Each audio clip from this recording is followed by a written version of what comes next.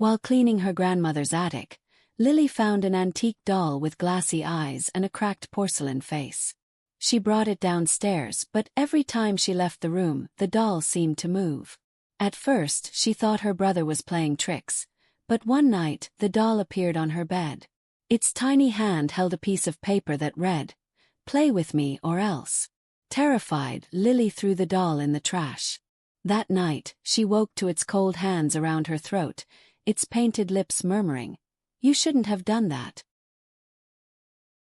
House, excited to start a new chapter.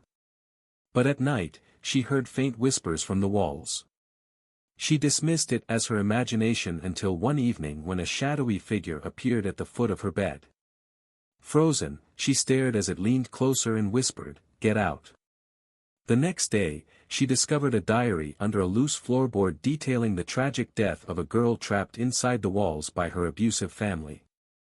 The whispers grew louder every night, forcing Emma to flee, leaving the house and its dark history behind. When he saw a woman standing by the road, drenched and shivering. Feeling pity, he offered her a ride. She silently got into the back seat. When Jake reached her destination, he turned to find the back seat empty and wet. Confused, he knocked on the house door, only to be told the woman had drowned in a car accident 5 years earlier, on the same road he had picked her up. He looked back at his car, and the passenger seat was still soaked with water. Paul checked into an old hotel. The receptionist warned him not to stay in room 306, but all other rooms were full. He laughed off the warning until midnight, when he woke to the sound of heavy breathing. A ghostly figure sat on the chair, its face disfigured and eyes hollow. It whispered, "Help me." Paralyzed with fear, Paul closed his eyes, and the figure disappeared. The next morning, he learned the room had been the site of a gruesome murder decades ago, and every guest since had experienced the same chilling encounter. Went camping in a forest known for its eerie legends. They mocked the stories until they stumbled upon an ancient altar surrounded by bones. That night, they heard footsteps circling their tent and whispers in an unknown language. By morning, Sarah was the only one left. Desperate, she ran to the authorities, who found no trace of her friends. Locals later told her the forest was cursed, and those who disturbed the altar would vanish, their souls claimed by the spirits guarding it. Tom loved exploring abandoned places and stumbled upon an overgrown cemetery. One grave caught his attention.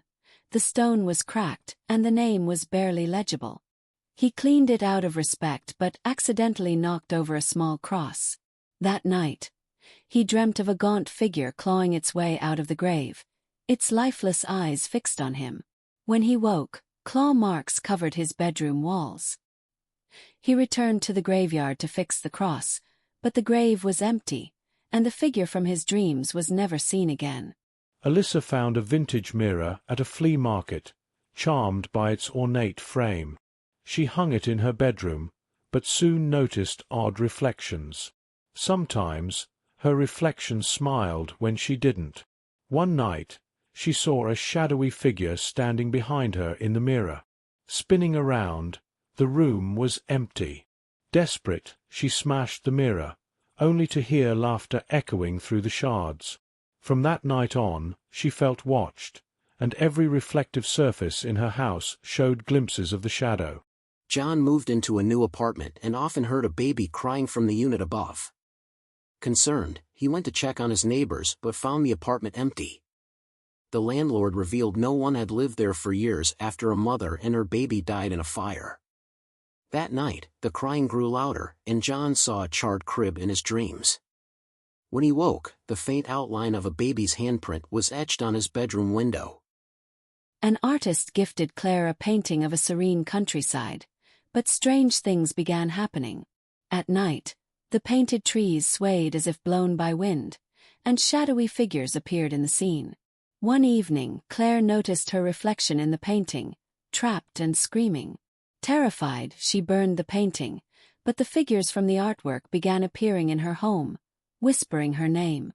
Her reflection in mirrors now showed her trapped, as if in another world.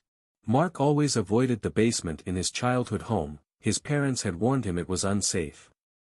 As an adult, he decided to renovate the house and ventured into the basement for the first time. He found a locked door and pried it open, discovering a small, dark room. Inside were old toys and a child's journal detailing terrifying experiences with the man in the shadows. That night, Mark woke to find the same shadowy figure standing over him. The next morning, the basement door was nailed shut, and Mark never went near it again.